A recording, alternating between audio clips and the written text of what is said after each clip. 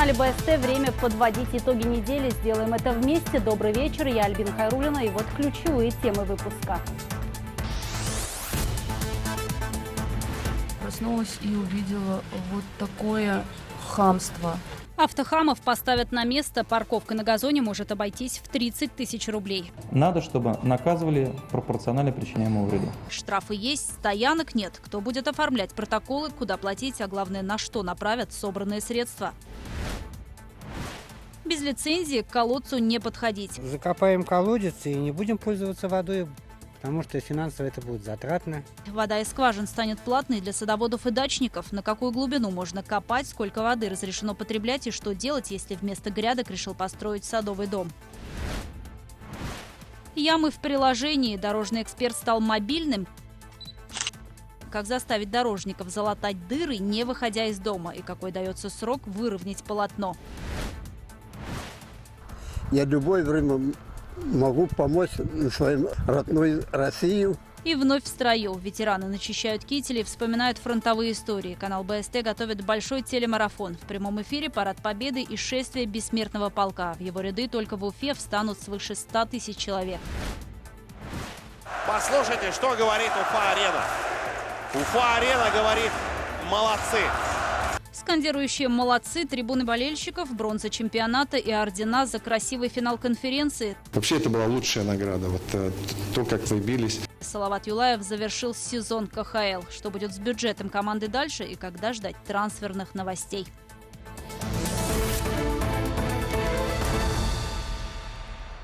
Ну вот с хоккея сегодня и начнем. Он вернется на экраны канала БСТ теперь лишь ближе к осени. Салават Юлаев завершил сезон одной из лучших серий в истории КХЛ.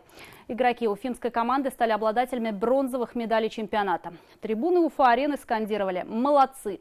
В рядах болельщиков был и Ради Хабиров, который поблагодарил юлаевцев за сезон. Вначале все шло тяжеловато, но финал сезона, который вы подарили республике, выше всяких слов, сказал руководитель региона. Бюджет команды останется на прежнем уровне, а вот что будет с составом игроков, а главное тренерским штабом, Артем Кочешев подведет итоги сезона. Не решился бросить Медведев. Ой-ой-ой! Развязку шестого матча противостояния Салавата и Авангарда ждали все. Тяжелее других пришлось Кристи Мецеле. Ее муж в воротах творил чудеса, отразив 69 бросков. На часах была 11:30, когда все закончилось. Радость для одних, для других слезы и разочарования. Спортивная драма в лучших традициях для Салавата обернулась хэппи-эндом, даже несмотря на поражение. Главную оценку громогласные «молодцы» с трибун хоккеисты получили. Фамилию Юхи Мецелы болельщики скандировали отдельно. Поверженный герой отправился переваривать поражение в раздевалку под руку с дочкой. Просто характеры были, просто характеры. Тут даже уже не физикой играли, не головой, ничем.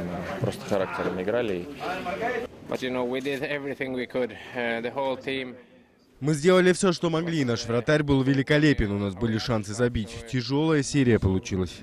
Чтобы понять, как сильно менялось отношение к команде болельщиков и журналистов, нужно отмотать пленку назад. Наставника уфимцев обидно называли переводчиком и не давали никаких шансов. Личное давление Николай Цлугин выдержал. Салават был сильнее магнитки и автомобилиста и остановился в шаге от финала Кубка Гагарина. По заслугам и награда. С бронзовыми призерами КХЛ встретился Ради Хабиров. Глава региона поблагодарил команду за сезон. Особенно был отмечен вклад в общий успех вратаря Юхи Мецелы и нападающего Тему Хартиканина.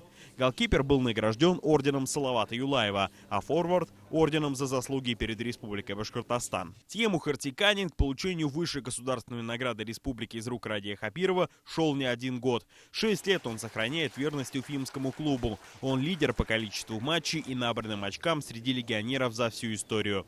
Но минувший плей-офф без преувеличения стал лучшим в карьере финского форварда. Чувствую гордость. Удалось ввести команду в плей-офф. Я здесь уже 6 лет. Потрясающее чувство от того, что удалось добиться этого. Юхи Мецеле удалось государственного признания добиться за один сезон. Это большая честь, конечно. Я горжусь этим. Это значит, что я делал все правильно в этом сезоне. Но мы хотели кубок. Были близко, но этого недостаточно. Попробуем в следующем сезоне. В ответ Юха Мецела подарил руководителю региона свою клюшку с автографами всей команды. Ради Хабиров поблагодарил хоккеистов за сезон и пожелал в будущем нацеливаться только на большее. Заверяю вас, что дальше и дальше мы будем поддерживать хоккей, поэтому с вас хорошая тренировка, хорошее настроение и с хорошим настроением новый сезон. Я думаю, перед новым сезоном мы снова соберемся, посмотрим, куда мы идем. Ну, конечно, мы же в некотором смысле перфекционисты, давайте мечтать о наградах.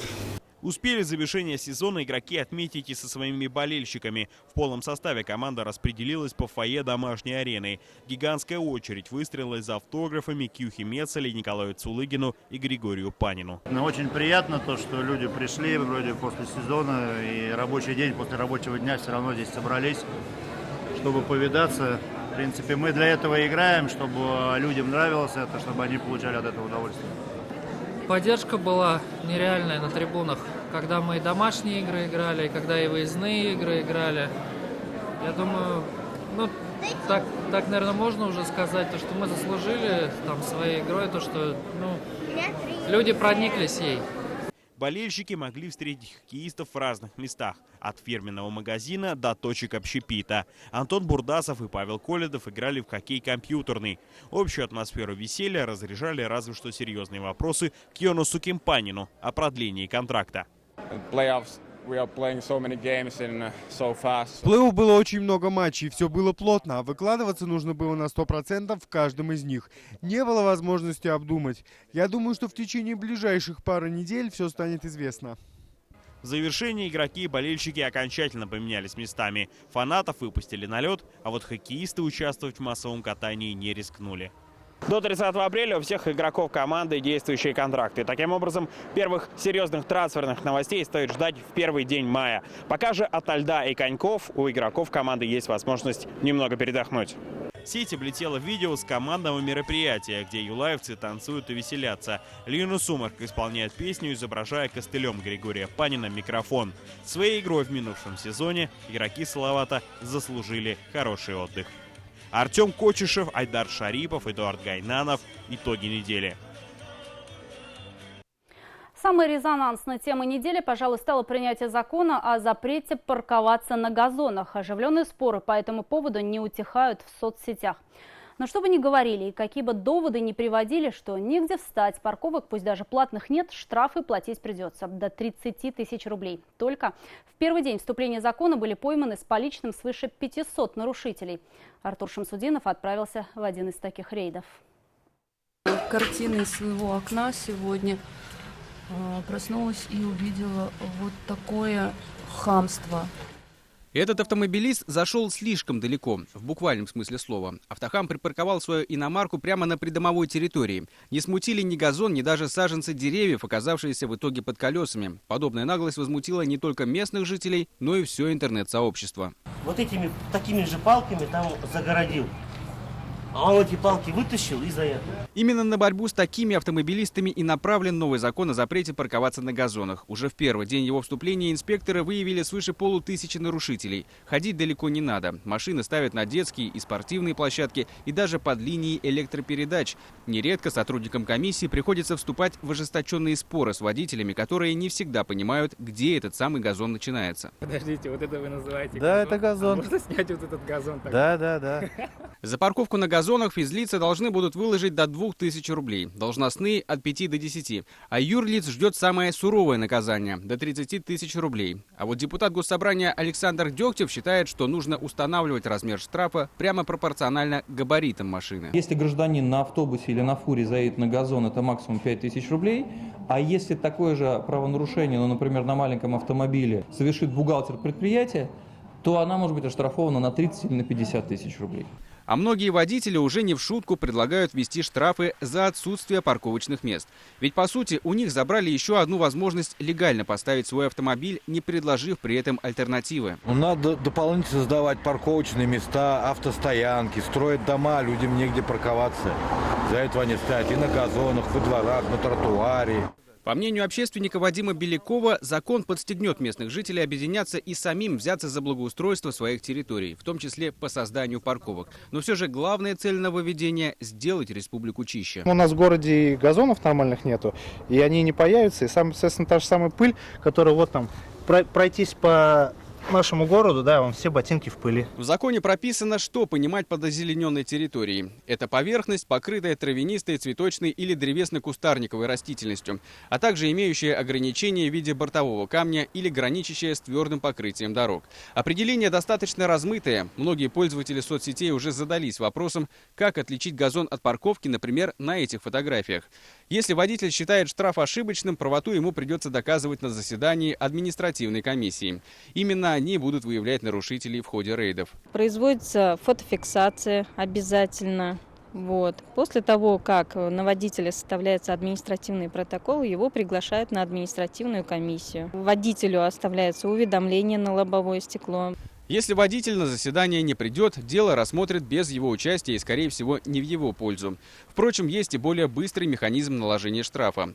Инспекторы просто фиксируют нарушения на камеру и выписывают постановление. В борьбе с любителями парковки на газонах могут принять участие сами жители. Для этого достаточно зафиксировать факт на камеру мобильного телефона, так чтобы было видно номер и марку машины, и отправить в административную комиссию, которая и будет разбираться с нерадивым водителем. Ради Хабиров призвал административные комиссии более тщательно бороться с нарушителями. Еще раз напомнив, что каждая машина, съехавшая с газона, это еще одно облако пыли, которое осядет потом в наших легких. Тащить грязь с газонов нашим же детям в легкие прекращаем прямо сейчас. Выловим всех и оштрафуем, пусть не обижаются. Одновременно городам поставлена задача увеличивать количество нормальных парковочных мест. Деньги, вырученные со штрафов, пойдут в местный бюджет. Эти средства планируется направить на обустройство новых парковочных мест. Таким образом, по задумке парламентариев, закон должен не только установить культуру поведения автомобилистов, но и в целом улучшить ситуацию на дорогах и во дворах. Кстати, водитель иномарки, припарковавшийся на елках, был вынужден попросить прощения у горожан и посадить новые деревья взамен испорченных. Артур Шамсудинов, Дан Хамитов и Нурислам Хариев. Итоги недели. Ну и еще одна новость для автовладельцев. Свыше 500 000 ям будет отремонтировано в республике до 15 июня. При этом работы будут вестись преимущественно по заявкам жителей. Итак, что нужно сделать, чтобы яму в вашем дворе или по пути, к примеру, на работу заметили и залатали? Во-первых, необходимо скачать приложение «Дорожный эксперт», который на неделе наконец был одобрен и принят к работе Радием Хабировым. Нужно зарегистрироваться в этой программе, включить геолокацию, далее нажать на кнопку «Новая яма», загрузить фотографии и при необходимости уточнить адрес и добавить комментарий. И отправить. Заявка будет передана балансосодержателю, который обязан потом загрузить готовый результат. На неделе Ради Хабиров впервые отчитался перед парламентом о работе правительства. Доклад охватил все сферы жизни республики, от экономики и социальной сферы до культуры и спорта. Руководитель региона напомнил депутатам старую поговорку на башкирском языке. Ее смысл в переводе звучит так: глаза боятся, руки делают. И показатели социально-экономического развития Башкортостана за последние полгода это подтверждают. Рост заметен по ключевым направлениям, но работать еще есть над чем. Репортаж Азата Самирханова. В приемной каждого федерального министра должен сидеть башкирский чиновник и заниматься привлечением средств в республику. Эта фраза Радия Хабирова была расцитирована всеми СМИ, а подчиненные руководителя региона приняли ее как призыв к действию. И вот первые итоги этой работы. Важно по-новому выстроить работу по привлечению в республику федеральных средств. В прошлом году удалось продвинуться в этом вопросе. Мы получили более 65 миллиардов рублей, на 1,5 миллиарда больше, чем в 2017 году. К этой работе подключились наши депутаты, сенаторы в парламенте страны, представители республики в федеральных структурах. В последующем в регион будет вложено на порядок больше федеральных средств, в том числе благодаря майскому указу. За первый квартал этого года доходы бюджета выросли на 11% в сравнении с тем же периодом прошлого. Основные макроэкономические показатели тоже в плюсе. Разве что реальные доходы граждан падают. И это при том, что зарплаты растут. Причина в высокой кредитной нагрузке на население. Но это скорее вопрос финансовой грамотности. А вот снижение объемов инвестиций в республику уже вопрос государственный. и пока решается в режиме ручного управления. В этом году мы создали новые структуры – Инвестиционный совет и Инвестиционный комитет. Я лично провожу инвестчасы, что позволяет ускорить принятие решений.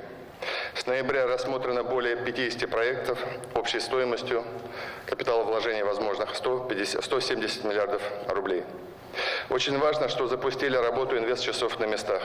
Крупные проекты рассматривались уже в Стерлитамаке, Нефтекамске, Кумертау и Глинском районе. Прошу депутатов приглашать глав муниципалитетов на заседания комитетов с отчетами по этой работе. Точки роста экономики базируются на 5 китах: территория опережающего развития, особая экономическая зона в Ишимбае, технопарки, консолидация усилий институтов развития и работа с инвесторами, в том числе и в аграрном секторе республики. Второй год подряд объемы производства на селе падают. Ради Хабиров попросил депутатский корпус проанализировать причины снижения показателей и сообщил, как будет развиваться сельское хозяйство Башкортостана. Важнейшей задачей остается создание полного цикла производства и переработки продукции. Мы будем вместе формировать сеть многофункциональных агропромышленных парков как центров поддержки и развития сельхозпредприятий. Уровень безработицы в регионе впервые за 2 десятилетия опустился ниже 5%. На развитие дорожной сети направлено почти 16 миллиардов рублей. Программа «Родная улица», «Башкирский дворик», освещение сел и городов, капитальный ремонт подъездов.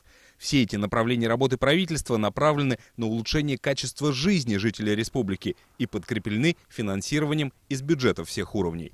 В дополнение к 1,4 миллиарда рублей из федерального бюджета в этом году направляем из республиканского еще 1,7 миллиарда рублей на комплексное благоустройство более 400 дворов в рамках программы «Башкирские дворики».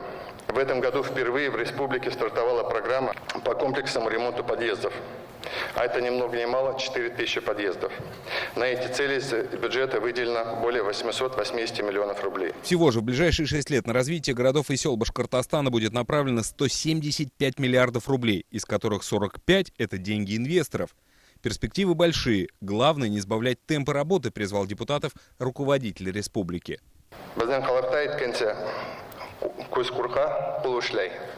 Вот как в нашем народе говорят, глаза боятся, руки делают. Вот так и мы с вами, уважаемые коллеги, надеюсь, будем работать в ближайшие годы. Защита прав дольщиков, развитие села, подготовка молодых специалистов – эти и другие направления остаются среди первоочередных задач в работе правительства. А показатели, озвученные в отчете, говорят о том, что выбранный курс башкирским кабинетом министров позволит достичь поставленных целей. Азат Смирханов, Артур Ханов, Виктор Меренков. Итоги недели. Вода из скважины станет платной. С нового года ведут так называемый налог на водоснабжение из подземных источников. Нововведение будет касаться участников садовых и дачных товариществ. Для того, чтобы качать грунтовые воды, они должны будут получить специальную лицензию в Министерстве экологии. Пользователи соцсетей новость буквально переполошила. Депутаты тут же поспешили успокоить. Налогами облагаться будут не все скважины. Какие именно, знает Динара Таймасханова.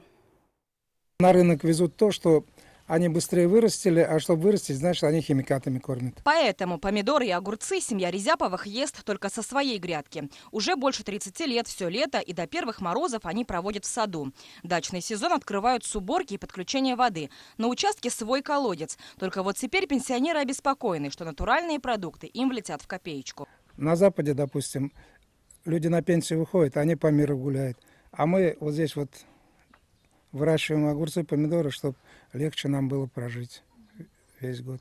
Поэтому у нас лишних денег нету, и это опять же в наш карман. Платить из собственного кармана за воду, непригодную к питью, а разве что для полива, несогласные соседи. Колодец у Хамитовых неглубокий, всего около 6 метров. Поэтому в случае чего дешевле, говорят, будет скважину закопать. Закопаем колодец и не будем пользоваться водой, будем не поливное земледелие применять. Потому что финансово это будет затратно. Однако закапывать колодцы садоводам-любителям не придется. Новые поправки в закон о недрах их обойдут стороной. Скважины для личного пользования, питья и полива не облагаются никакими платежами. Нововведения коснутся только крупных садовых и дачных товариществ. С начала года для них наступает обязательное требование. С 1 января 2020 года наступает обязательство у некоммерческих садоводческих товариществ оформлять лицензию на получение подземных вод, на добычу подземных вод через скважины, колодцы. для обеспечения для водой, для хозяйственно-бытовых нужд своих садоводов. Оформление лицензии обойдется в 7,5 тысяч рублей. Сэкономить деньги можно, если успеть получить документ до 1 января. До начала Нового года процедура бесплатная. При этом документ вовсе не нужен тем, кто воду расходует меньше 100 кубов за сутки. Не требуется получение лицензии, если у них объем ежесуточной добычи не превышает 100 кубометров в сутки. И если глубина скважины, то же самое не глубже 30 метров. И если кто-то боится дополнительных поборов, то кто-то вообще может лишиться дачного участка. Почти 100 садовых товариществ в черте Уфы попали под запрет. Садоводы не могут поставить свои участки на кадастровый учет и лишены возможности приватизации. Их земли расположены на территориях, которые не предусматривают строение. Теперь понятия садоводов и огородников будут строго разделяться. Теперь на огородных участках строить ничего нельзя, кроме хозпостроек, не капитальных. А на садовых участках можно построить жилой дом, можно построить садовый дом. Уведомительный порядок работает только на тех, так скажем, территориях, где установлен так называемый градостроительный регламент, то есть правила землепольной застройки, установленных, что можно строить и в каких там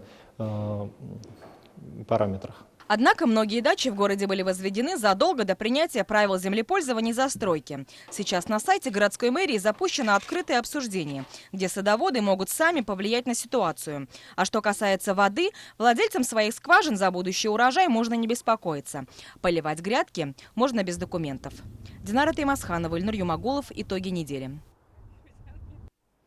Около 100 тысяч человек ожидается в патриотическом шествии «Бессмертный полк» в этом году. Это только в столице республики. Впервые колонна будет идти под военные марши. При этом маршрут полка продлят. День Победы можно будет отмечать в прямом эфире на канале БСТ, который станет единственным транслятором праздника по всей республике. С 8 утра стартует большой телемарафон «Истории Победы». Ветераны уже в ожидании большого праздника и начищают парадные кители, а наши корреспонденты собирают фронтовые истории. Анастасия Чебаева продолжит. В АУР готовили аэрофоторазведчиков. Участники войны, старожилы города не рассказывали нам подробно историю, говорили, что это секретная информация о военных училищах. И неудивительно, отсюда выходили те, кто становился глазами военнокомандующих. Во время войны это было практически единственное учреждение в своем роде. В Давлеканово тогда отправляли молодых людей со всего Советского Союза. В 1942-м сюда эвакуировали аэрофотограмметрическую школу из Гомеля и авиашколу пилотов из Таганрога. Так появился ВАУР – военное авиационное училище разведчиков. Снимали скопление вражеских сил с разведывательных самолетов П-2. Летчики. Затем это обрабатывалось уже фотолаборантами, дешифровщиками эти сведения. Вот у нас такая уникальная фотография. Значит, фотолаборанты работают, вот фотолаборатории машины специальные были, вот так сушились пленки. Эта фотография, как и вся информация о ВАУРе, у Римы Шафигулиной появилась уже в 90-х, когда выпускники училища заговорили и попросили найти их однокурсников. Если в авиаразведчики шли в основном мужчины, то фотолаборанты набирали лишь девушек, молодых 17-летних девчонок, таких, как эта улыбающаяся с фотографии вчерашняя школьница. Какие это девочки? Это на кого похожи? Кому там могли нравиться еще?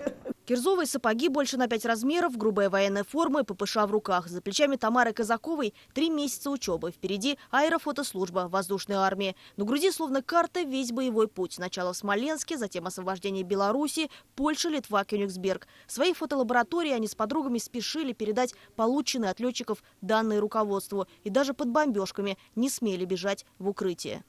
Дешифрируем и даем данные, то, что действительно там мы не видели. А они всегда приводят и переживают, что они правильно ли они доложили. Но то, что они увидели, а что неправильно? Их в это время зенитка бьет, и вражеские самолеты могли, конечно, они не все схватить, а фотоаппарат уже показывает. Бомбометание тоже. Иногда привезут бомбу в воздухе, не вовремя гашетку нажмут фотоаппарата. Это моя любовь. Дьяченко Николай Иванович не вернулся в 25 февраля 1945 года. Хоть и была 50 лет замужем, но это не забывается. И на фронте было место для любви. Статный красавец, летчик-офицер, в которого было влюблено все их отделение, а он заметил ее, застенчивую девочку в мешковатой форме. Вы знаете, парней, вот вообще им га-га-га, а я не знала, куда деваться. А он почему-то ходил, не сидел. Ну, что-то спросила, я говорю, фотоотделение, ему сказала, там, и ничего.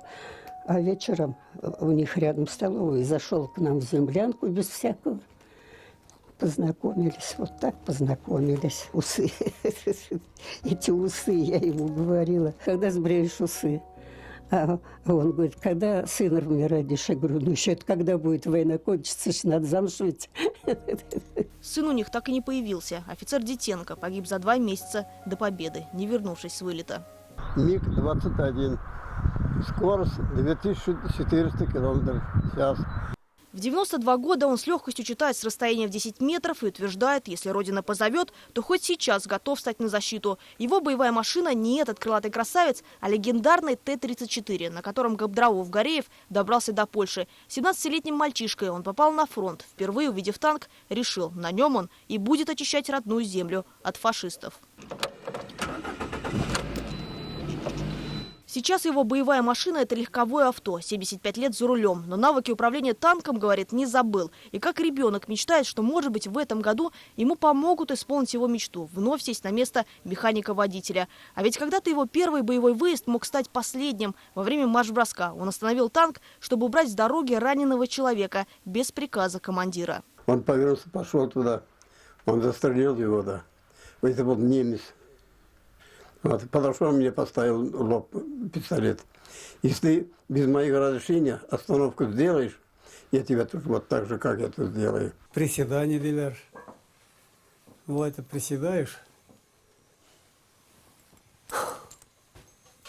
Он и в 95 может дать фору молодым. Халиль Баширов был в числе тех, кто шел в атаку следом за техникой. 18 лет попал в пехоту. Мальчишки выдали противотанковое ружье. Марш-броски по 60 км в сутки, да еще при этом не отставая от боевой машины. Но вспоминать он любит не свои героические поступки. Во время одного из них едва не лишился носа, а майский день 45-го.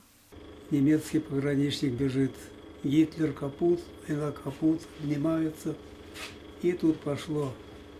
Все население, солдаты, все перемешались, такая радость, веселье. Ой, такого дня, наверное, больше не увидишь. Это сейчас они с улыбкой могут вспоминать те далекие военные годы. Да, были моменты, когда в перерывах между боями смеялись, радовались, любили. Но никогда, они говорят, не смогут понять тех, кто с бахвальством говорит «можем повторить». Я всегда вспоминаю, как у Друниной стихи есть. Кто говорит, что на войне не страшно, тот ничего не знает о войне. Анастасия Чебаева, Булат Садриев. Итоги недели. Ради Хабиров заговорит на венском диалекте, если австрийские инвестиции в республику превысят 5 миллиардов евро. Такое обещание руководитель региона дал на неделе в Вене, где состоялась встреча делегации Башкортостана с объединением промышленников и Палаты экономики Австрийской республики. Пока же по итогам 2018-го внешний торговый оборот двух сторон составляет около 13 миллионов долларов. Республика готова развивать совместные проекты в строительстве, медицине, машиностроении и в сфере высоких технологий. Целью является Западная Европа, и учитывая давние уже сложившиеся отношения с бизнесом Австрии, мы приняли решение активизировать работу именно с Австрией. Основная цель очень простая. Это привлечение иностранных инвестиций, это привлечение австрийского бизнеса. Вы знаете, у нас опыт очень положительный есть. Кроношпан, Лассесберг и Палфингер. Поэтому и бизнес австрийский нас уже знает и нам доверяет. Как было отмечено, развитию экономики сторон будет способствовать открытие представительства Башкортостана в Австрии, а уже в июне запустят прямые рейсы из Уфы в Вену. Ради Хабиров пригласил австрийских бизнесменов посетить нашу республику с ответным визитом. Зарубежных гостей ждут в середине июня в Сибае, где пройдет Уральский инвестиционный Сабантуй. Башкортостан не только заинтересован в отношениях с Австрией, однако этот регион является и очень интересным для австрийской экономики. С большой радостью услышала от вас, что вы в особенности хотите в ближайшие месяцы и годы наращивать отношения с Австрией. Но если с венским диалектом вопрос пока остается открытым, то вот на башкирском Ради Хабиров уже заговорил официально. Правда, попросил пока не ставить ему двоек за произношение. Руководитель республики выступил на первом всероссийском съезде учителей башкирского языка и литературы. Свой доклад он озвучил полностью на родном, отметив, что башкирский язык нужно сделать по-настоящему модным. А для этого нужно подумать, как сделать процесс обучения простым, увлекательным и, главное, эффективным. Одно из предложений – изучать углубленно не только иностранные, но и родные языки, применяя также в обучении современные приложения для мобильных телефонов. Еще одно новшество – это поощрение учителей-лингвистов. Лучшим будут вручать премии до 100 тысяч рублей. Ради Хабиров пообещал, что до 2025 года в Башкортостане начнут работать 12 лингвистических школ. На неделе в Башкортостане стало известно имя нового председателя Республиканского центра избиркома. Члены региональной комиссии на внеочередном собрании единогласно избрали своим руководителем Илону Макаренко. Ее кандидатуру внес Ради Хабиров по предложению ЦИК России. Главная задача как для Макаренко, так и для Центра избиркома – это поднять легитимность и прозрачность избирательного процесса на новый уровень. Именно поэтому Москвой была сделана ставка не на кадрового чиновника, а на одного из самых авторитетных и уважаемых юристов региона, заявил член ЦИК России Евгений Шевченко, присутствовавший на голосовании. Добавлю, что Илона Макаренко в последние 10 лет возглавляла Институт права Башкирского государственного университета. На посту председателя ей предстоит провести выборы главы Башкортостана уже в сентябре этого года. Обеспечить легитимность выборов, которые, как мне кажется, реальны на сегодняшний день, потому что, во-первых, нужно использовать все возможные организационные методы. В первую очередь это обучение всех председателей ТИК и иных членов избирательных комиссий. В Кигинском районе построят новую школу искусств и отремонтируют придомовые территории по программе «Башкирские дворики». Такое решение принял Ради Хабиров в ходе своей рабочей поездки. Руководитель Башкортостана дал поручение местным властям предоставлять врачам, переезжающим на село, жилье и передавать их в собственность после 10 лет работы на местах. Кроме того, стало известно, что у региона очень большие шансы получить международный статус ЮНЕСКО для геопарка Янгантау. Об этом в ходе встречи с Радим Хабировым сообщил основатель глобальной сети геопарков Патрик МакКивер. Голод Радия Хабирова этим ребятам запомнится надолго. Фото на память с кигинскими мальчишками руководитель региона опубликовал у себя в соцсетях. А еще ознакомился с условиями занятий в местной спортивной школе. Здание старое, бассейн не работает. Часть залов, где протекает потолок, закрытая. Несмотря на это, здесь проводят крупные соревнования. Все стены везде уже плохенькие. Бассейн не работает почему-то. Так, в туалетах тоже там грязь и все двери поломаны, которые много ремонта. Ради Хабиров принял решение помочь в капитальном ремонте, а вот у детской школы искусств в селе Верхней Киги и вовсе появится отдельное здание. Сейчас воспитанники музицируют в тесных кабинетах Дома пионеров. Сотрудники с трудом составляют график занятий, чтобы все желающие смогли их посетить. Главное помещение, нам, видите, очень мало места. Одной сцены нам мало, поэтому нам необходимо здание, да, ребятки? Нам место нужно. Мы с головой сейчас уже подумаем, что... Детей следует окружить вниманием и заботой. Ради Хабиров дал поручение дополнительно утеплить школьные автобусы и найти возможность повышения зарплаты водителям. А у жилых домов установить детские площадки по программе «Башкирские дворики». В этом году в райцентре благоустроят 4 двора. А терапевты, педиатры есть, да? Есть полные, 100%. В районной больнице штат врачей полностью укомплектовали, но оборудование для УЗИ и операционных уже требует замены. Ремонта попросили и сотрудницы амбулаторий в деревне Нижние Киги. Руководитель республики сообщил, что окажет содействие в поступлении в ординатуру выпускница БГМУ при условии, если та вернется работать в район. Местным властям Ради Хабиров поручил мотивировать молодых врачей к переезду, предоставляя квартиры в собственность спустя 10 лет работы. Это будет справедливо. 10 лет, 15 лет не надо, Эльдар. Хорошо. 10 лет, 10 лет, поработали, хоть какие-то, не бог есть какая. Хорошо. А вы уже закладывать начинаете потихонечку. Второй дом, конечно. Если там место есть, прям там же. В Салаватском районе Ради Хабиров встретился с основателем глобальной сети геопарков ЮНЕСКО. Специалист приехал, чтобы оценить, как регион ведет подготовку для получения международного статуса геопарка Янгантау. На ваши плечи ложится очень большая ответственность, потому что в случае одобрения заявки Янгантау станет первым геопарком ЮНЕСКО в России и на всем постсоветском пространстве. Все другие территории будут смотреть и опираться именно на башкирскую модель. Разговор о привлечении туристов и инвестиций продолжился на мозговом штурме по выработке манифеста сельских поселений. Ради Хабиров отметил, что лучшие предложения лягут в основу поручений правительству республики. Мозговой штурм под названием «Манифест сельских поселений» касался сфер медицины, образования, ЖКХ, инвестиций, словом, всего того, чем сегодня живет республика. Инициативы участников порой экстраординарные, но вполне реализуемые, в будущем могут стать основой социальной политики на местах. Максим Окунев, Артур Ханов, Виктор Меренков. Итоги недели. Ну и напоследок расследование нашего журналиста. Заброшенный квартал в центре Уфы. 4 гектара дорогой земли на оживленном участке улицы Пушкина превратились в свалку. А полуразрушенные исторические здания стали пристанищем людей без определенного места жительства. Почему это место с вековой историей уже больше 10 лет, как бельмо на глазу у города? Что было там и что будет, выясняла Юлия Нигматуллина. В самом центре Уфы, прямо на улице Пушкина, среди многоэтажных высоток, есть настоящий временной портал. Один шаг – это словно в другом измерении. Кажется, что время здесь остановилось много лет назад. Эти здания были построены примерно в начале прошлого века. Они давно заброшены, здесь никто не живет. И даже не верится, что все это прячется от глаз за рекламными баннерами буквально в полуметре от оживленной городской улицы. Целый квартал оказался как будто отрезан от цивилизации. Крыши деревянных строений местами обвалились, дворы заросли деревьями и кустарником. Тишину нарушает скрип ржавых петель, и только свалка из брошенных вещей напоминает, что когда-то здесь жили люди. Сейчас в этих развалинах иногда ночуют лишь бомжи. Пьянствует, бывает, что дебоширят. Это, конечно, позорно для миллионного города в центре. Это же центр, исторический центр. Иметь такие дома. Ну и что сделали эту занавеску? Кому она это? Просто ждут, как можно дороже продать этот участок. На рубеже 19 и 20 веков эти здания были частью одной мещанской усадьбы и напрямую связаны с историей еврейской общины, рассказывает журналист Эмма Шкурко. Именно здесь, в доме на перекрестке улиц Пушкина и Гоголя, располагалась слесарная мастерская ее деда Абрама Шкурко, который был известным в Уфе умельцем. Сохранилась уникальная фотография того времени, сделанная как раз в подвале этого здания. И вот в этом подвальчике он работал со своими детьми. Детей приучали к труду очень рано. Здесь мы видим различные весы, гири.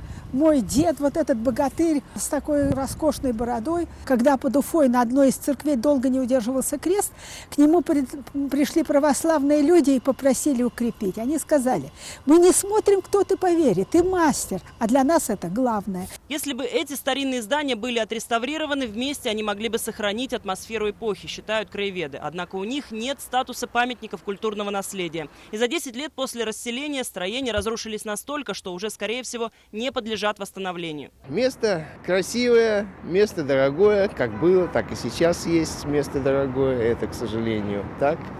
И все дома до Карла Маркса, в общем-то, наверное, обречены, хотя бы не хотелось этого. В администрации города нам рассказали, что эта земля в муниципальной собственности. На ней планировалось строительство новых жилых домов. Договор на развитие территории был заключен с компанией-застройщиком около 5 лет назад. Но дальше проекта дело не пошло. В 2014 году было принято постановление администрации города о разработке проекта планировки проекта межевания. На данном этапе проект находится в стадии разработки. Директор строительной компании пояснил, что сложности возникли с поиском инвесторов. Несмотря на то, что землю здесь можно назвать золотой, она граничит с памятниками культурного наследия, такими как дом Веденеева и дом купца Талова, которые в любом случае должны быть сохранены, а это серьезные финансовые вложения. Сложно привлечь инвесторов в данный квартал. Квартал непростой на данном участке. Памяти архитектуры. Прежде чем начать проект планировки межевания, необходимо определить границы, застройки, защитно-охранной зоны. Но тем не менее, этим надо заниматься. В центре города не может находиться объекты заброшенные. А тем временем эти дома продолжают медленно превращаться в горы мусора. Их не реставрируют и не сносят. История, которая могла бы украсить городской облик, превратилась в неприглядное пятно на его репутации. Юлия Нигматуллина, Булат Садриев и Ренат Кашапов. Новости Уфа. Такой выдалась уходящая неделя апреля. Оставайтесь на канале БСТ и не пропустите специальный репортаж Анастасии Эльчибаевой. Будет интересно. До встречи в следующее воскресенье. Будем вместе подводить итоги.